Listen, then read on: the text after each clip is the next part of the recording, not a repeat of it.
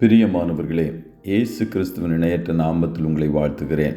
இந்த மன்னாச்சுடைய என்ற டெய்லி பாட்காஸ்டை கேட்கிற உங்கள் ஒவ்வொருவரையும் கர்த்தர் ஆசீர்வதிப்பாராக. 2 நாளாகமம் 20வது அதிகாரம் 17வது வசனம் இப்படியாய் கூறுகிறது: இந்த யுத்தத்தை பண்ணுகிறவர்கள் நீங்கள் அல்ல, யூதா மனுஷரே, எருசலேம் ஜனங்களே, நீங்கள் தரித்து நின்று கர்த்தர் உங்களுக்கு செய்யும் ரட்சிப்பை பாருங்கள். பயப்படாமலும் கலங்காமலும் இருங்கள். நாளைக்கு அவர்களுக்கு எதிராக புறப்படுங்கள். கர்த்தர் உங்களோடு இருக்கிறார் என்றான் என்பதாக. பழைய ஏற்பாட்டின் மைய வசனம், a central verse of the old testament என்ற தலைப்பின் கீழ் இன்றைய மன்னாவை தியானிக்கப் போகிறோம். பழைய ஏற்பாட்டின் மைய வசனத்தின் மைய கருத்து என்ன சொல்லுகிறது? நீங்கள் தரித்து நின்று ரட்சிப்பை பாருங்கள் என்று கர்த்தர் சொல்லுகிறார்.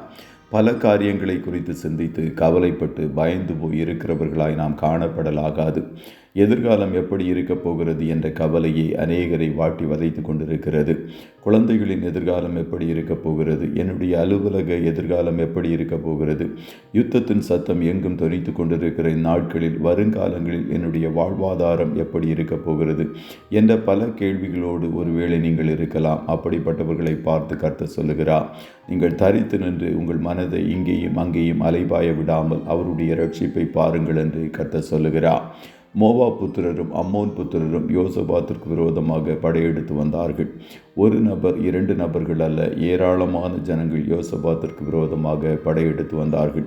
இப்படி அநேக நமக்கு விரோதமாக படையெடுத்து வரலாம். ஒரு வழியாய் வருகிற அவர்கள் 7 வழியாய் ஓடும்படி கர்த்தர் செய்வார். சத்துரு வெள்ளம் போல நமக்கு விரோதமாக எழும்பி வரலாம்.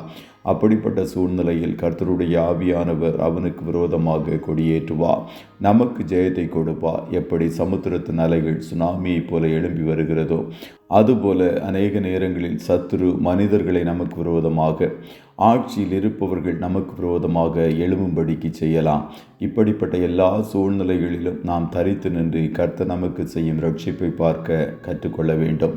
எசேக்கியா ராஜாவுக்கு எதிராக சனகரிப்பு எழும்பினான், பெருமையடித்தான். உங்கள் தேவன் உங்களை என் கைக்கு தப்புவிக்க கூடுமோ என்றெல்லாம் தன்னுடைய மார்பையும் தொடையும் தட்டி கொண்டான். அவனுடைய கர்வம் தலைக்கு மேலாக எழும்பி நின்றது.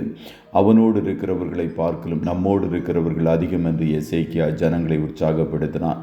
அவனோடு இருக்கிறது மாம்ச புயம், நமக்கு துணை நின்று நம்முடைய யுத்தங்களை நடத்த நம்மோடு இருக்கிறவர் நம்முடைய தேவனாகிய கர்த்ததானே என்று சொல்லி அவர்களை தேற்றினான். எசேக்கியா பரலோகத்திற்கு நேராக கர்த்தரை நோக்கி செபித்தான். ஆண்டவர் ஒரு தூதனை அனுப்பி சனகரிப்பை காலி பண்ணினார். நாம் செய்ய வேண்டியதெல்லாம் யோசபாத்தை போல, எசேக்கியாவை போல தரித்து நிற்க கற்றுக்கொள்ள வேண்டும். அதாவது கடினமான சூழ்நிலையில் கர்த்தருடைய முகத்தையே நோக்கி பார்க்கிறவர்களாக காணப்பட வேண்டும். அப்பொழுது கர்த்தருடைய ரட்சிப்பை நாம் பார்ப்போம். இதுவே பழைய ஏற்பாட்டின் மைய வசனத்திலிருந்து நாம் கற்றுக்கொள்ளுகிற பாடம். கர்த்ததாமே உங்கள் ஒவ்வொருவரையும் ஆசீர்வதிப்பாராக. ஜெபம் செய்வோமா?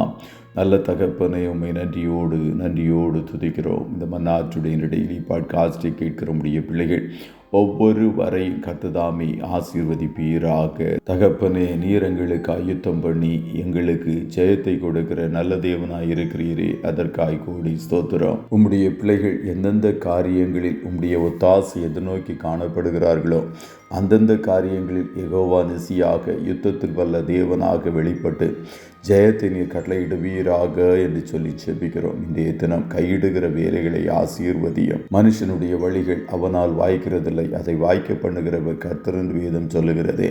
உம்முடைய பிள்ளைகளுடைய எல்லா வழிகளையும் கர்த்தர் நீர் வாய்க்க பண்ணுவீராக. கண்மணி போல காத்தருளும், போக்கிலும் வரத்திலும் உடனிரும். ஆட்டுக்குட்டியானவருடைய இரத்தத்தின் பாதுகாப்பிற்குள்ளாய் ஒவ்வொருவரையும் கொடுத்து இயேசுவின் நாமத்தில் வாழ்த்தி ஜெபிக்கிறோம் நல்ல பிதாவே. ஆமென்.